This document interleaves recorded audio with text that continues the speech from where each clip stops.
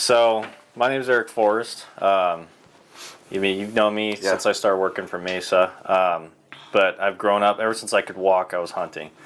I remember back when I was real little. My dad used to say I need to practice stalking on we had like gravel. I grew up in Tucson. We had these like little gravel strips in between the concrete. Yeah.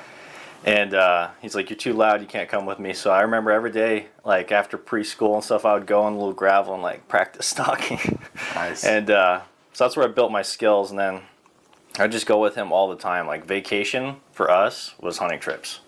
Like I went to Disneyland once when I was a kid, but all the other times it was up in Flagstaff, wherever we could go. And then when I was 13, I picked up a bow because my brother was doing it, my dad was doing it. I felt left out. And so I picked a bow up and just started going spot and stalking with my dad, learning the ropes. And then I started shooting for PSC when I was 16. Okay. So it helped fund everything. And I just like fell in love with it. Like hardcore, all in. Awesome. And so every year just out with my bow.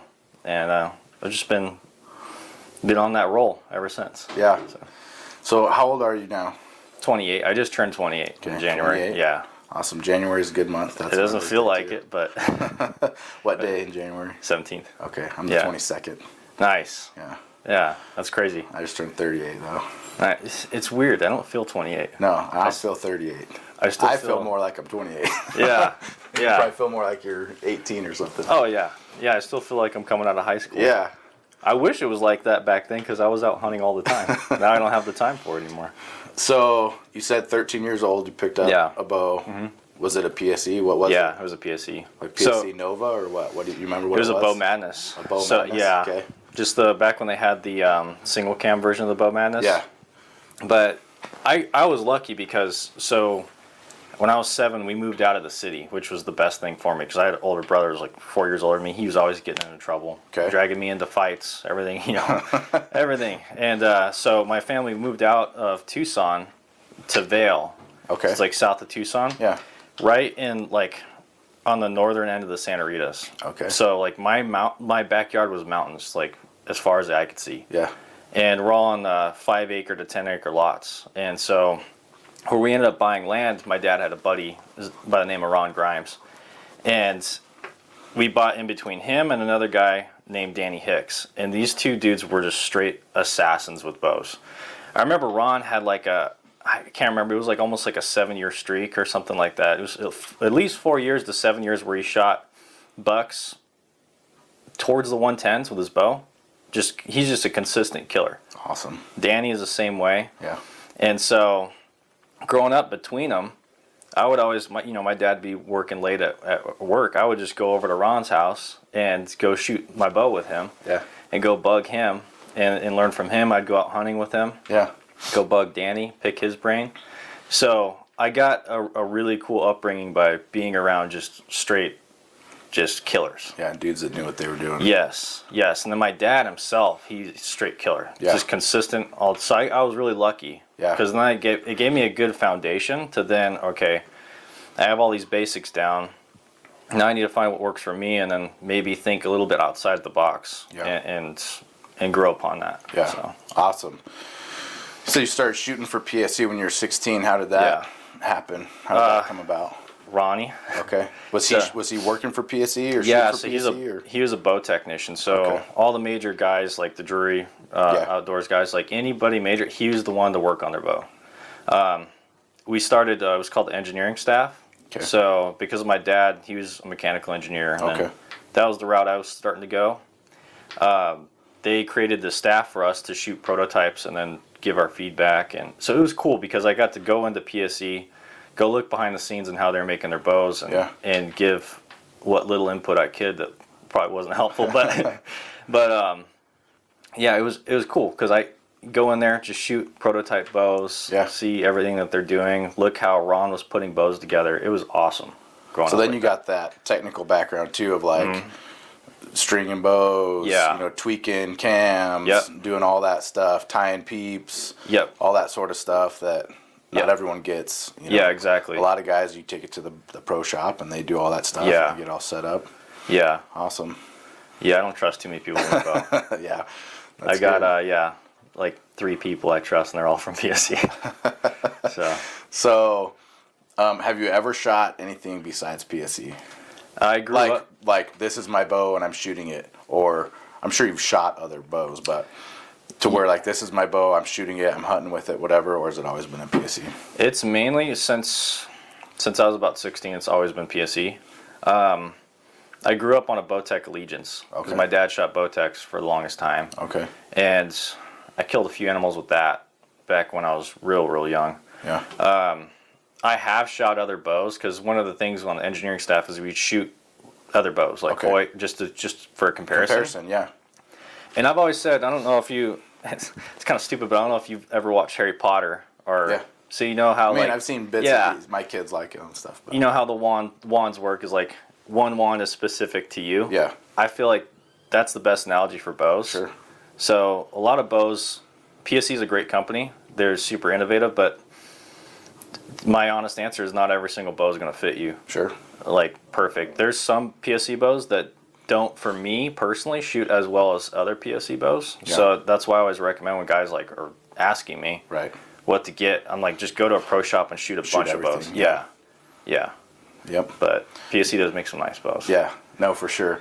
Yeah. I grew up the same way. I don't know, you know Bear Mountain? Yeah. Here off of Southern and Horn. So I worked there when I was a teenager. Yeah. And started out as cashier and then went back to the archery section. And so I would put together bows and do that stuff. So I got to learn all that stuff too. Nice. And shoot different, we'd close the shop and then we'd shoot all the new, top of the line bows that came in and stuff. And so I got to shoot all, Matthews, Hoyt, Bowtech, PSE. And then they found out that I did reloading and long range shooting stuff. So then they moved me to the gun counter, start selling rifles and reloading stuff. But very cool. So how old were you when you killed your first big game animal? 13. And what was it? Was it a deer? It was a javelina. Javelina? I got a heartbreak story. Okay. So there was this water hole that my uncle had gone to check. Okay. And it's like one of those water holes that's like right on the side of the highway. Everybody just drives right past it, right? Just overlooked. Yeah. He went to go check it, and there was a whole bachelor herd of mule deer that came in. Some really nice bucks. This is in August, so they're all in velvet. Yep. And I can't remember why he didn't get a shot, or if I don't know if he still had his tag by then, but he told us, my dad and I, about it. And so I would have my brother drop me off on that tank after school, and then my dad would come pick me up. Yeah. And I sat that dang tank for weeks, nothing. Finally, my dad comes in, and he's sitting in the blind with me, and like right at last light, we just hear hooves, and right next to the blind, through all the brush, this whole herd of mule deer just come right into water. And I picked the biggest buck. He was a big velvet 4x4. At 13, I was just like, dude, this thing's a giant. Yeah. And I drew back. My dad to this day says I hit him in the shoulder. I think I just center punched him.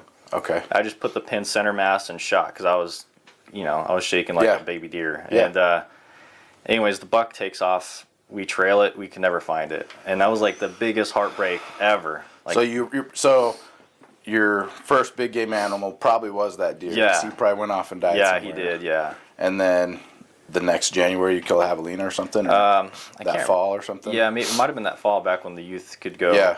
I remember it was down by the San Pedro, and that one was a cool story too, because we had a hard time finding pigs. And we finally found the pigs. We're on this steep bank, and I think my dad called a little bit, and they all came up, and I had set my foot down, big old boulder, thought it was gonna, looked stable. Yeah. It started to fall, and so I'm over here doing this weird yoga pose, trying to keep the boulder up, and then also trying to be at full draw on this javelina. Yeah. And I ended up hitting it good. Okay. It was the biggest pig I ever shot to this Nice. day. Yeah. He was a record book pig. Awesome. So fun times. Do you remember the measurement on the skulls or anything? No, my memory's bad. Yeah. But I hear you there. Yeah, it was. I just remember he made. He made book. Yeah, he made book. Nice. Okay, we kind of got into it a little bit, but if you think maybe beyond the reason of that's just what I grew up doing, what would you say the reason, why do you hunt? That's a real complex question. I've been thinking about it a lot, and you've maybe seen my social media and stuff. I've seen just last year we've been talking about that, and kind of like we get out there, we do it, we love it.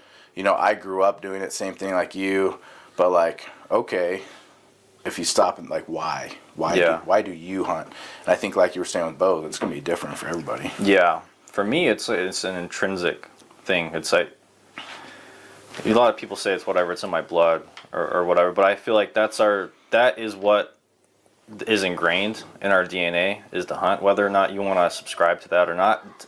I mean, the fact is, times right now are super easy where you can be vegan, you can go to the grocery store, you can get your foods that fit your lifestyle. Back in the day, it wasn't really quite like that. Right. That's how humans grew up. That's how it is in nature. For me, the other reasons are I like to provide for my family, and I like to see I don't trust going to the store and buying, beef that I don't really know how it even got into this little package, right? But I go out and hunt. I'm put in places that I would never otherwise be. Right. So it's a whole, and that's why it's so hard to answer, because it's such a complex thing. Yeah, it's not just one thing. Where it's character building. It's the best way I can put it. Hunting is life. Like it's just life. That's how it is. It's kind of the black and white of it, but in between there's all these gray of why. I like that. Going back though, it puts you into insanely beautiful country. Seeing the sunrise, you're at this intimate level of understanding of how things work in the world with the animals. They get up out of their bed, they feed, they're on freaking watch for lions, everything, and then you take that life. It's tough. It's sad. I am sad when I kill a deer or kill a bear or kill whatever it is. But at the end of the day, I'm getting that meat and I'm processing it myself. That meat doesn't even leave my hands. I take it out of the field, I put it in my fridge, I age it, I go butcher it, I package it up, and then it's there for my family. Yep. And it means something way different than going to the grocery store and just buying a steak in a package. Yeah, you have that connection to it. Yeah, and then going back to about the character building, like, man, 13, I lose that. That's stuck with me my whole life. Now, I think about that every time I'm at the archery range. I think about that time when I was 13. I'm like, man, every time I'm at full draw an animal, it's still in my head. I'm like, you can't mess up. Yeah. Like, you owe it to the animal to make a good shot and to be prepared. Yeah. Yeah. But I could go on and on about the whys. There's so many different reasons. It's hard to put it in like one concise answer. Yeah, I like what you're saying though. Hunting is life. Because you go back to, you don't even have to go back very far. No. A couple hundred years, and you're like, you got to go out there, you got to find something, you got to kill something. And that's that's one of the things too, which is interesting when COVID happened, right? Yeah. And it doesn't really take that much, really, like just a little bit of a shortage in the grocery store, and then you see this huge uptick in people wanting to hunt. Now it's kind of settling back down because people are realizing how hard it is. Yeah. And I mean, that's one of the, I didn't have to worry at all because our whole family hunts for the most part. So we have 3 freezers plus mine full of game meat. Yep. So it was just standard life for us. And it's weird too, seeing like people freak out. You're like, oh, this is why it's nice to hunt and provide for your own family. Yeah, you're like, I got plenty of food. Yeah, and it's so good too. Yeah, exactly. It's so good. Yeah, so good. Very cool. I like that.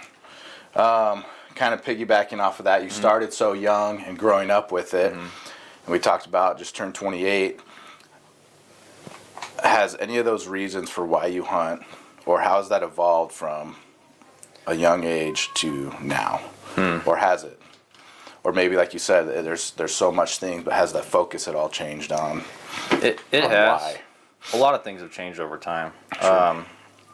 I would say too, my sentiments have like increased for hunting over time. The more I become more knowledgeable, I appreciate hunting a lot more too, especially getting into adult age where you have such few time. Like, I focus on being super efficient at hunting, and I've also focused on just enjoying my time out there. Like, no matter what it is, sometimes it's easy to be like, I need to get a big buck. Like, I need to this is my goal for the year. And then you kind of lose track of kind of why you're out there and the whole just enjoying the outdoors and the whole process. Like not just focusing on the kill, but focusing on, I guess that's what's changed for me a lot. Like growing up young, social media coming into the picture when I was young, and it's crazy now. It wasn't as bad when I was growing up, but like there's this huge emphasis on killing a 100-inch coos deer buck, killing a 400-inch bull, killing a 180-inch, and so that becomes a focus. And you're like, oh, how can I measure up to that? Right.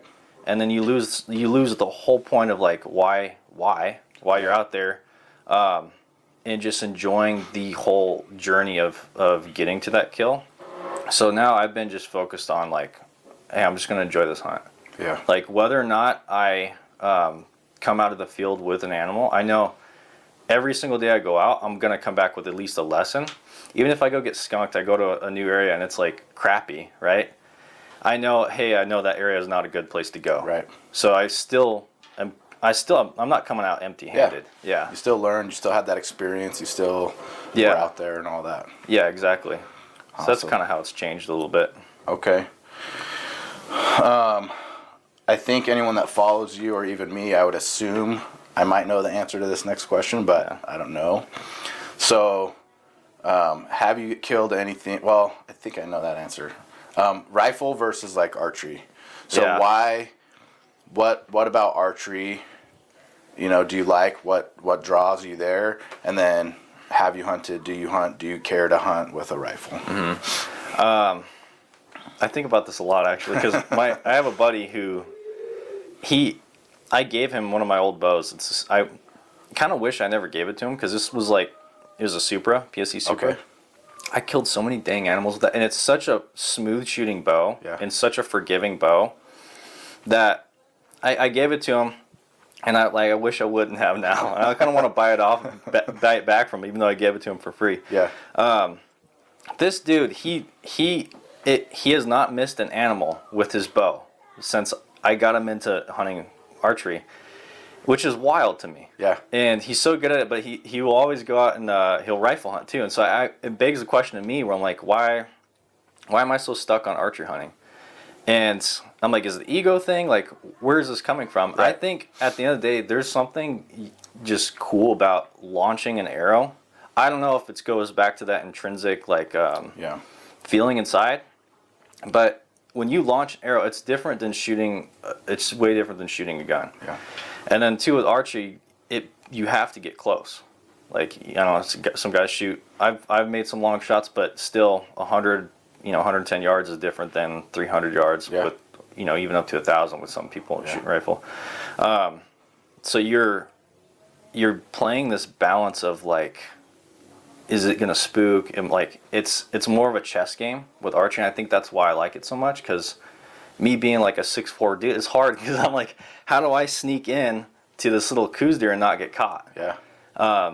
And that it's a game to me. It's like hide and seek tag. Yeah. That's how I always, because when I was a kid, I used to put deer up on this pedestal. I'm like, oh, how am I gonna get this close? They're just gonna see me. They're just gonna spook. Yeah. And then I started hiking, just scouting. He ended up kicking deer up at like 10 yards, right? Yep. And you're like, how did he let me get this close? I was just hiking. I was being noisy. Yeah. So that clicked in my head. I'm like, they're not. Yeah, you can put them on a pedestal, but they're not. They're not, in some cases, not more sensitive than us, like with their hearing and their eyesight. Yeah. So I started looking at it like a game. I'm like, this is just hide and seek tag. I just got to figure this chess game out. How do I get into where I need to get to shoot them? And since then, it's been like spot and stock, dude. It's like bread and butter now. Yeah. Yeah. So that's why I like archery. It's more of a chess game. Yeah. I did shoot a deer with a rifle back in 22. Okay. Or not 22, 21. 2020. Yeah. And I was coming off an ankle injury. Okay. The previous year, I had gone with my buddy, the one I was telling you about. Yeah. And I had blown my ankle up scouting. So I'm like, all right, let's just backpack in. Dumb idea. I'm like, well, backpack in, because then I won't have to hike every single day. We can just hunt from camp. Yeah. So we're literally going up the hill to go, and I spot a line with the naked eye. I thought it was a deer. I'm like, hey, hold my rifle. I'm going to see what this is. Because we're going up Thursday prior to opening day for deer. And I look, and it's this big old tom just on these rocks looking down. And there's a little whitetail buck right there. So, like, long story short, we want this cat kind of beds down waiting for this buck to get up. We are there for like 2 hours. Finally, the cat stands up, and I had my buddy shoot it. He nails it 250 yards. So he's packing this line down, and I'm packing our packs up, like leapfrogging them all the way up to camp. Yeah. I get up to camp at midnight. He finally gets back up at midnight because he had to pack the line back out. We hunt the next day. I was being super picky with bucks. I have this rule where, like, if you glass it first, you have the brag, like, you have the rights, first choice, yeah. And so I saw a buck, but he's close to private. I'm like, whatever, I don't want to. It's like a 105-inch buck. And then at last light, this dude hasn't glassed up a single deer.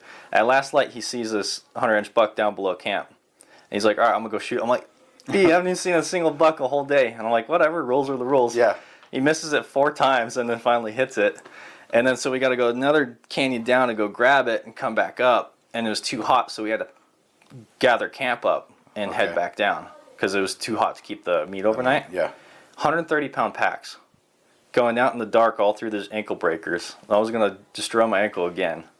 And so you're doing that already when your ankle was messed up. Yeah, dumb idea.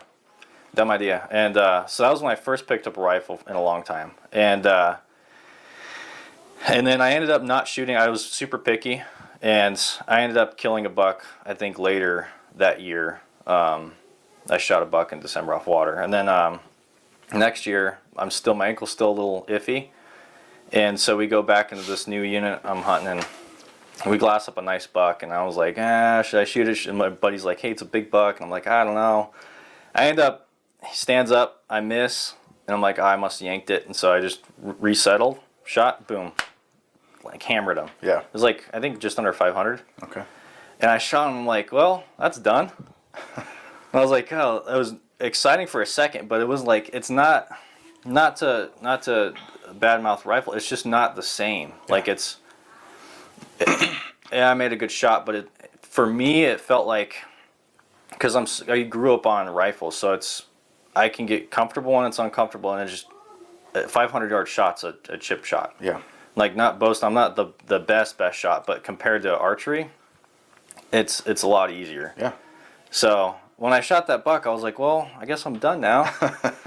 So, because I'm used to archery, I'm used to failing stocks, missing, and you're like, it's this never-ending, like, oh, man, like, so close, so close, so close, so close. And then rifle, it's just, because of the technology, it's easier to be successful. Yeah, for sure. Let's see here. Let's talk about bears. Oh, yeah, I was just thinking about bears. It's the time of the year. Yeah, I started thinking about bears. So, how long you been hunting bears? Tell me about bears. Oh, man. How you got into bears? How many bears you've killed? I know you've killed a bunch. Not as much as my dad. I haven't killed any, but yeah, not as much as my old man. When I was 5, my dad took me out bear hunting. I still remember this to this day. My keystone memories are just hunting with my dad. I remember it was out in the Santa Ritas, and it was the first bear I ever saw. And it was a small bear, but to me it was giant. I just remember it walking down. I was just like a mixture of scared and also like curious, but I knew I was safe with my dad. Yeah. He did scare me though, because he told me, he's like, all right, when we sat there, he goes, if anything happens to me, you see that mountain? I'm like, yeah. He's like, if you just walk towards that mountain, he's like, and you'll see it in the dark too with the moonlight. He's like, you'll hit the highway and then flag someone down. I'm like, at 5 years old, I'm like, what is this? This is crazy. And so that was my first experience. And then my dad hunted bears. He was a real consistently successful with bear hunting growing up. He was like the first guy to really sit water for bears, and that's how he was so successful. Just sitting just for hours and hours on end until they come in, because in the summertime they get hot and they come in. And the Game and Fish doesn't have it right now because they got rid of it, but from what I hear, they're going to bring this hunt back because human bear conflicts have like ramped up the past year. They got rid of the spring draw bear hunt. Okay. So that's what I grew up on. That was like my dad and I's our favorite time, was getting drawn for that spring bear tag, because it was I can't remember when it started, but we basically would go out in June, July. That was mainly when we would have our success. Okay. Go out, back when you could have cameras, you go set cameras on water, go out and check them. You're down by the border, so you're dealing with the cartel too. So there's like another little interesting element to the hunt. I can't remember. I think I was 16 when I killed my first bear. Okay. Yeah, that would be it. So these spring draw bear hunts, because I don't think I've ever even, when they had them, I didn't even put in for them or anything. So you put in for those. Yeah. When do you put in for those? Man, I can't even remember. Was it like the same time as like elk? Yeah, and I believe so. Yeah, I think so. If my memory's right. And then when you got drawn, when was the hunt time period? I think like when was it open for? I think it started sometime in May, really early. Like May to June or something like that? Or how was it a long season? End of or July. Season? Oh, okay. It was a long hunt. Okay. It was a very long hunt. But you get drawn for a specific unit? Correct. And then is it any bear?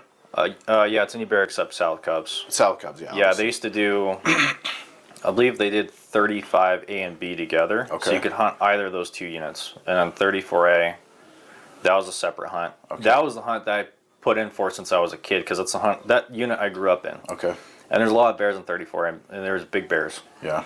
34B, they've never had a hunt in that unit. I don't know about any of the other units around. Yeah. Because that's just what I grew up hunting. But and then you could pick rifle, archery, whatever. No, archery only. Oh, it's archery only. Okay. Yep. So it's archery only, spring bear, because that's probably when you put in for it, but it's really a summer hunt, right? Yeah, it extends into summer. Yeah. They do have the over-the-counter spring bear hunt. I think that one's general. Okay. You just have to look at, it's kind of like deer, you have to look at units are open. What's open. That one's a little bit tough because it really just depends on the snow up higher and how hot it is and food availability. You're not going to see as many bears, and they're not going to be hitting water as much, but there's still bears out. Like right now, I'm sure there's bears out wandering around. Yeah. But yeah, I grew up, before I shot mine at 16, I'd always gone with my dad, and which was interesting because, you know, he would I remember he shot a bear in a water hole, like in the middle of the water hole, like went off after it, and if my memory's right, he ended up getting charged in a manzanita by this bear. Oh man. So, you know, leaving me behind in charge. 16, first bear hunt ever. I think I sat 110 hours before I got a shot at my first bear. Okay. I had missed a smaller bear, and then finally a fairly large sow came in, and I shot her. Okay. Are you sitting in a blind? Yeah, we were sitting. Sitting in a tree. Yeah, kind of like a natural. Natural blind. I end up hitting her high in the spine. She ends up crawling all the way up to her blind, like my final shot was literally like right almost at my feet. Thankfully, there's a steep enough bank. Yeah. Where we had some distance. Do you feel like that's just the way she ran, the way she went, or was she like, oh, that's where the threat came from? I'm trying to get up there to probably she's the trying latter. to charge you, but she's hurt. Probably the latter because she knew we were there, but it wasn't like ferocious or anything. But because she's hurt, and so she's crawling her way up to where you guys are at. Yeah. You hit her again, real close. Yeah, and that's the tough thing about hunting. Sometimes you don't make the best shot. Sure. You gotta do your best to make it happen. And then the following year, I ended up killing my biggest bear ever. I think it was it wasn't the following year. It was when I was 18 because it was hard to get drawn every year. When I was 18, I shot this huge black bear. Came in. I remember I wasn't sitting. I think I only sat about 80 hours for that hunt, and it was like one of those touch and go hunts because there's wildfires popping up in our hunting area. So it's like, are we gonna be able to hunt this area or not? We had this nice little spring that we're sitting, and I remember still. There's a video of it. I have it somewhere. I hear something. I look over, and this just big old black bear just coming down, and they're so quiet. You wouldn't like. I heard some branches up the canyon, and the next thing I know, he's walking in, but you can't hear him walking. Yeah, big old bear walks all the way down the water, puts his head down to drink. I draw back. It's 20 yards. That shot still this day is like one of the cleanest shots I remember. I remember exactly where the pin was. I remember the tension on the release, and I remember it letting go, and it just right where it needed to be. Hit right behind the shoulder. He hoofs. He runs up the bank about 20, 25 yards and just immediately just falls back down. He died within seconds. Just boom, up, fall back down. And so we had to go pack him out. He's big giant bear. And then after that, I got into spot and stalk bear hunting. Okay. And that was cool. Like kind of still hunting / spot and stalk. Okay. I killed a bear with my dad on that hunt. And then I went in by myself in the same area and slept out of my truck back in college. And man, I was like immersed in the bear woods on that hunt. Got up after class in college Friday night. I made it. I was probably speeding too fast, but hauling butt down south to the mountains. And I get there in enough time where I'm like, okay, I can go out real quick.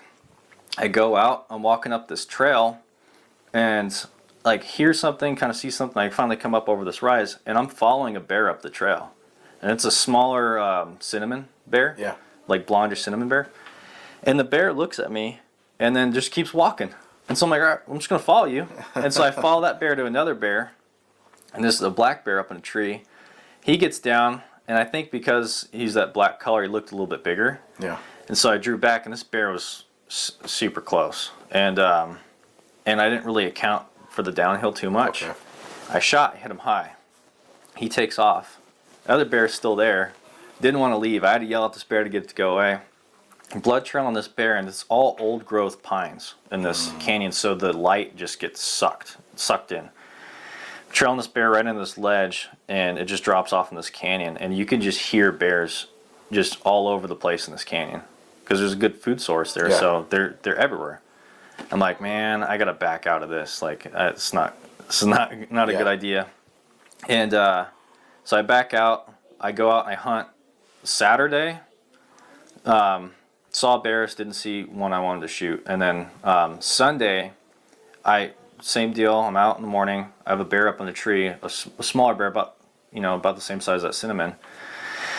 I'm like, this is my last day to be out here. I'm gonna try shooting at this bear. And so I'm waiting for the bear to get down the tree, and the thermals are changing. The wind starts kind of spiraling up. Yeah. This bear like picks his head up. I'm like, oh great. And so I draw back real quick because I'm like, he's gonna spook. And I don't know about you, if you've ever shot like this, I'd never had done that shot in my life. And so I got nothing but like branches on that shot. This bear spooks, goes running down the tree. My wind's blowing into this canyon. And I forgot to tell you, back on that Saturday, the previous day, I'd gone into that canyon and I was looking for bears, and I ended up walking in. Like I said, it's real dark, even in the daytime, because these old growth pines, they just take up the whole sky. And I remember seeing something next to this pine tree, this weird blob, and I'm like, what the hell is that? Like, my eyes weren't making sense of it. Yeah. Me being dumb, I start creeping up there, and I'm looking, and I'm about 25 to 30 yards from it at this point, maybe even closer. And I'm looking at it, and I'm like, it doesn't look natural. Yeah. And then all of a sudden, I see this little baby bear come crawling up on top, and then Mama Bear picks her head up like she can just I don't know, sense me just being there. Yeah. And that's when you really become aware of the wind. Like, my hair on the back of my neck stood up, and they were like little antennas for the wind, and I could feel all the differences of how it was shifting. I'm like, oh no.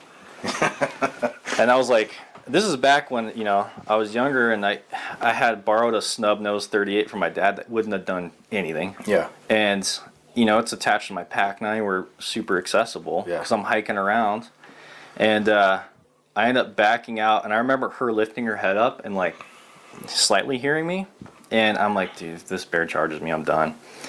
And thankfully I got out, and as soon as I got back over the ridge, man, I got my butt back.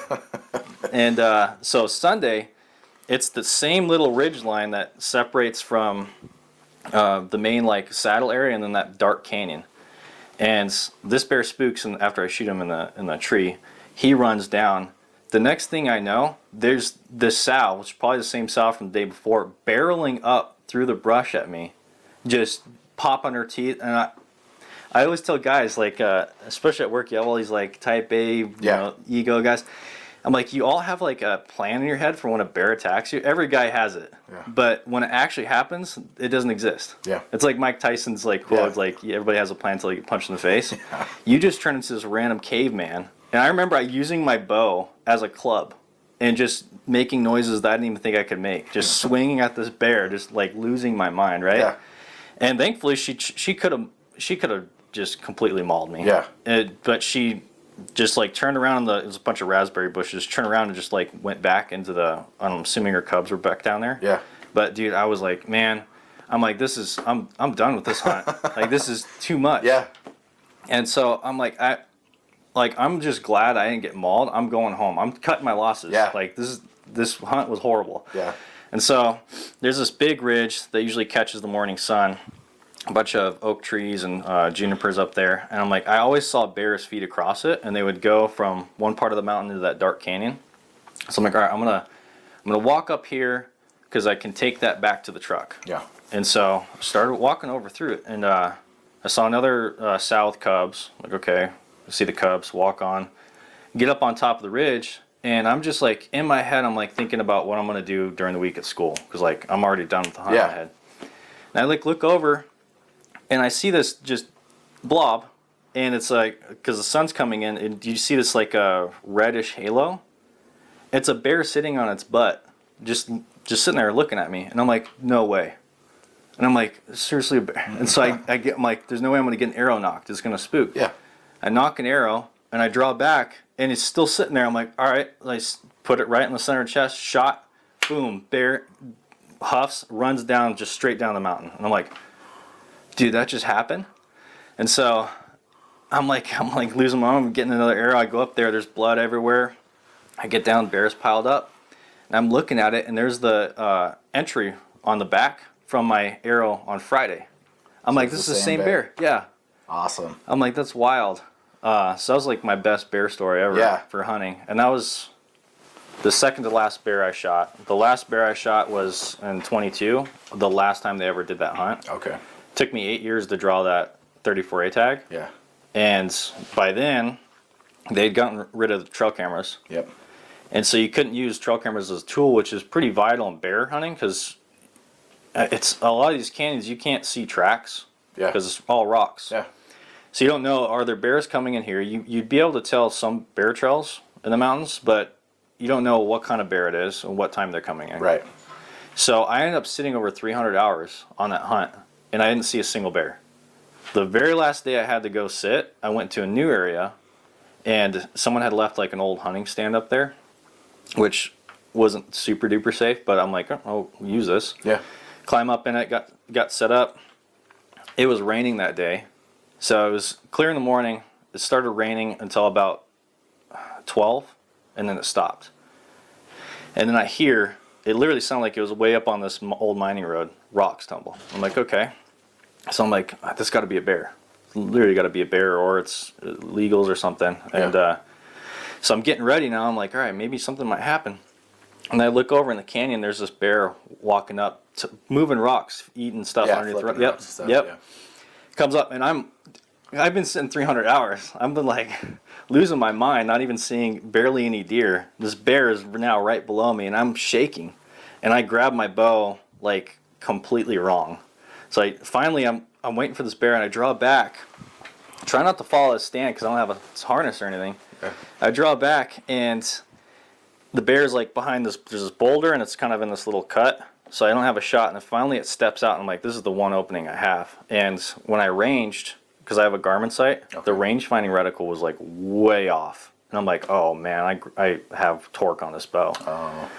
So like tried to take it out to range it, and it was like 22 yards or something like that. And then when I went to go relax again, and so I let the bow down a little bit, and I put that torque back into it how I had it originally gripped. Shot it, hit it a little bit far back. It runs up the canyon, and it starts raining again. I'm like, oh, great, and this huge storm's coming. Yeah. I'm like, I need to go look for this bear. I'm by myself, and it's a real nasty canyon in the Santa Ritas. Yeah. I'm like, I gotta go look for this bear.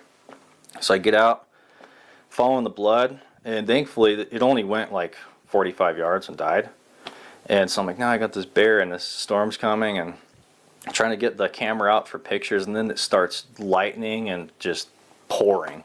There's lightning hitting like right across the canyon. I tried to call my dad. Thankfully, my dad and my buddy came hauling butt up to help me. Yeah. But by then, I had already had it mostly like halfway skinned out. Yeah. So that was the last bear I ever shot. So you've killed 5 bears then? Is that what I counted? Yeah, somewhere around there. All with your bow? Yeah. Yeah, that's awesome. Yeah. I've hunted bears a couple times with rifles. And I haven't killed them. It's a different feeling. Like that's what I tell everybody. It's like a deer. There's a weird electricity to them, right? Yeah. They see you. There's an electricity of like kind of a prey nature to them. You see a bear. Depending on the bear, if it's a younger bear, there's this weird curiosity and a little bit of electricity where they're like, I don't know about you, but I should probably leave. You see an old boar. It's he could care less about you. Like, it's a little bit of curiosity, but also annoyance. Yeah. Like these old boars, I've come up on them, and they look at you, and you're like, why are you here? Yeah. And they, like, that same year, my dad ended up shooting a real huge boar. He spot and stalked it. He bedded it down like a deer and got in, and the bear was bedded. He didn't have a shot. And so he's throwing rocks at this bear. The bear could care less. He could care less. And finally he started talking. And the bear heard him talking and stood up and was like, why are you here? And that's when he shot it. But, yeah. Nice. And then lions are a different thing, too. Yeah. Yeah. Yeah, I've only seen, like, 2 lions. Yeah, they're thick down south. Plus, yeah. Yeah. Very cool. Yeah, bears. You kind of talked about a couple things with bears. Mm-hmm. Like food source, water, stuff like that. So how do you find a spot when you're going to be hunting bears where you're like, hey, this maybe you haven't hunted that area, or maybe you don't, like, let's say someone that's not as experienced. So like, hey, I don't know if there's bears in here, but I want to see if there's like, what do you look for to be like, oh, this is probably a good bear spot? Yeah, so food sources are mainly all seasonal for bears. Manzanita is usually their first food source. So when they come out of their dens, and they don't really hibernate like most bears do up north. I've seen bears in December. I've seen bears in January. It's kind of random. Sometimes they'll come out and they'll look for food. I'd say, in the most part, most bears are going to come out around March into the later months, and they'll be eating a lot of grass. And then the manzanita are the first, like, major food crop source to have fruit. They'll eat a lot of manzanita. They'll eat juniper berries. Those come in a little bit later, and then obviously prickly pear fruit, and before that, mesquite beans. Okay. Those are like their main food sources, and obviously they take advantage of the fawn drop too in the middle of that. So when I'm looking for an area, I'm looking for good major mountain sources that have those food sources kind of in the middle and then down lower. And depending on the time of the year is what elevation I'll look from. So if the mesquite beans are good, then I'm going to look down at mesquite flats. Prickly pears, around August to October, they're going to be in prickly pear fields. But sometimes it's random, and then also acorns. Acorns. Yeah. But it's random. Sometimes you'll see good acorns and they won't be there, and they'll be in some other place. But they do move with a lot of that. And then the other thing I look for is water. Like, you got to have water in the summertime. They got to get wet because it gets hot and they got this big old shaggy coat. Yeah. So they got to cool off. So I look for that too. Okay. Yeah. Very cool. Let's take another quick break.